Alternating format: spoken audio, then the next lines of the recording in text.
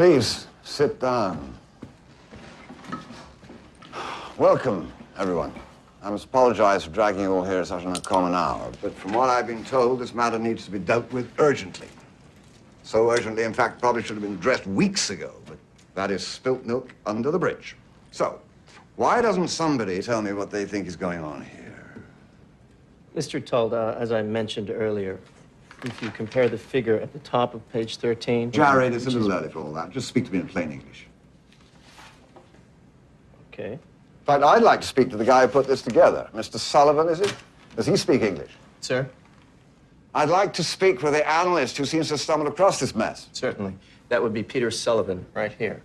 Oh, Mr. Sullivan, you're here. Good morning. Maybe you could tell me what you think is going on here. And please, speak as you might to a young child or a golden retriever. It wasn't brains that got me here, I can assure you of that. Well, sir, as you may or may not know, I work here for Mr. Rogers as an associate in the Risk Assessment and Management Office at MBS. Please, just relax, stand up, tell us in a clear voice what is the nature of the problem. Okay, well, as you probably know, over the last 36 to 40 months, the firm has begun packaging new MBS products that combine several different tranches of rating classification in one tradable security. This has been enormously profitable, as I imagine you noticed. I have. Well, the firm is currently doing a considerable amount of this business every day. Now, the problem, which is, I guess, why we are here tonight, is that it takes us, the firm, about a month to layer these products correctly, thereby posing a challenge from a risk management standpoint. And Mr. Sullivan, that challenge is? Well, we have to hold these assets on our books longer than we might ideally like to. Yes. But the key factor here is these are essentially just mortgages, so that has allowed us to push the leverage considerably beyond what you might be willing or allowed to do in any other circumstance, thereby pushing the risk profile without raising any red flags. Now, thank you, Mr. Sullivan. Sit down. What I'm guessing your report here says, and give me some rope here.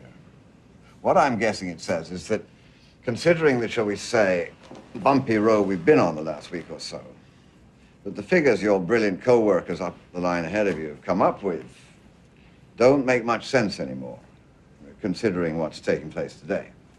Actually, not what's taking place today, but what's already taken place over the last 2 weeks. So you are saying this has already happened? Sort of. Sort of. And Mr. Sullivan, what does your model say that that means for us here? Well, that's where it becomes a projection. But, You're speaking with me, Mr. Sullivan.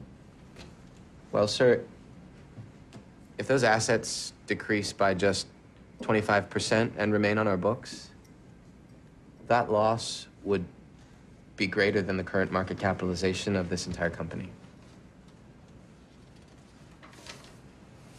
So, what you're telling me is that the music is about to stop, and we're going to be left holding the biggest bag of odorous excrement ever assembled in the history of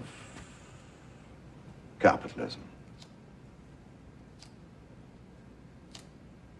Sir, I'm not sure that I would put it that way, but let me clarify. Using your analogy, what this model shows is the music, so to speak, just slowing. If the music were to stop, as you put it, then this model wouldn't be even close to that scenario. It would be considerably worse. Let me tell you something, Mr. Sullivan. Do you care to know why I'm in this chair with you all? I mean, why I earn the big bucks? Yes. I'm here for one reason and one reason alone. I'm here to guess what the music might do a week, a month, a year from now. That's it. Nothing more. And standing here tonight, I'm afraid that I don't hear a thing. just silence.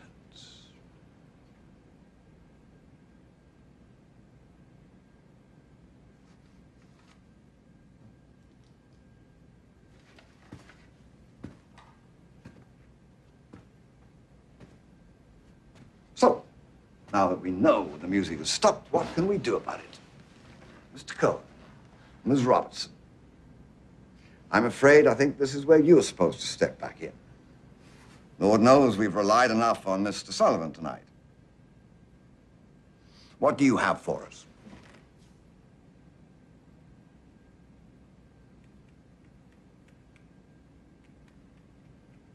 What have I told you since the first day you stepped into my office? There are three ways to make a living in this business. Be first, be smarter, or cheat. No, I don't cheat. And although I like to think we have some pretty smart people in this building, it sure is a hell of a lot easier to just be first. Sell it all today.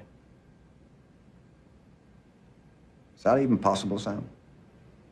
Yes, but at what cost? I'll have to pay. Really? I think so. Where is this going to come back to us? Everywhere. Sam, I don't think you seem to understand what your boy here has just said. If I made you, how would you do this?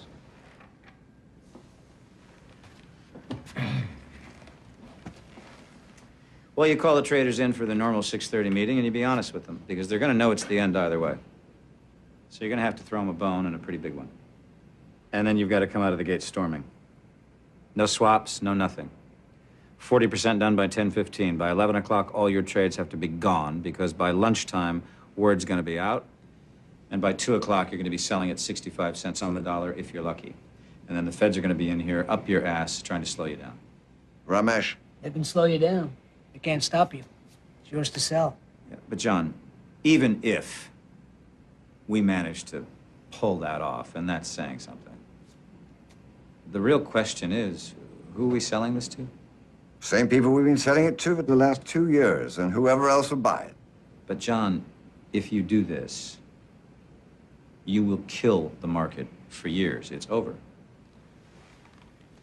And you're selling something that you know has no value. We are selling to willing buyers at the current fair market price, so that we may survive. You will never sell anything to any of those people ever again. I understand. Do you? Do you? This is it. I'm telling you, this is it.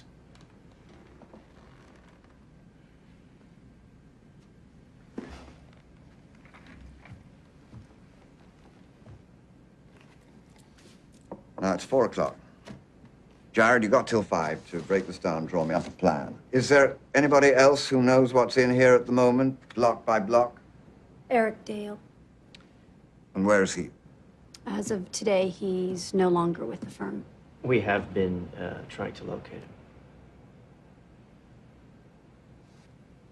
Carmelo. Yes, Get me Eric Dale here by 6:30. it's done. We meet back here in an hour.